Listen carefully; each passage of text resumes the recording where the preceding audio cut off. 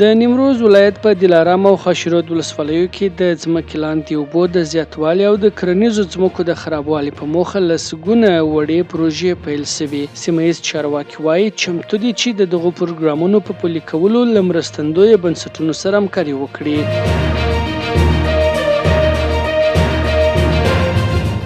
د کندهار اطلاعات او کلتور ریاست چارواکي د دغه ولایت په ملي موزیم کې د تاریخي او لرغونو آثارو د زیاتوالي خبر ورکوي. د مسؤلینو په وینا په دغه موزیم کې د شپږو تاریخي دورو شاوخوا 1000 لرغوني آثار ساتل کیږي چې د کندهار د اوسیدونکو ترڅنګ د نورو ولایتونو اوسیدونکو هم له دغه موزیم څخه لیدنه کوي.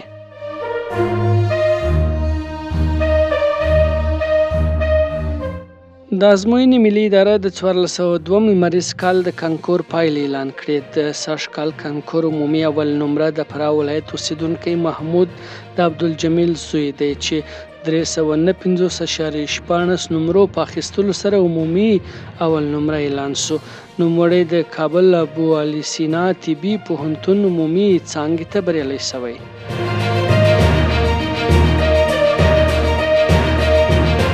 د ملګرو ملتونو د ماشومانو د ملاتړ صندوق یا یونیسف وایي چې د روان 2023 کال په لومړۍ نیمایي کې په افغانستان کې 2.2 میلیونه افغان ماشومان او د هغوی پالونکو ته د رواني سلامتیا په برخه کې مرستې وړاندې کړي دي. د یونیسف د افغانستان څانګې پرون پر خپل ټویټر پاڼه په دې اړه چې له رواني پلوه د دغو ماشومانو او پالونکو څه ډول ملاتړ یې کړی نور جزئیات نه دي ورکړي.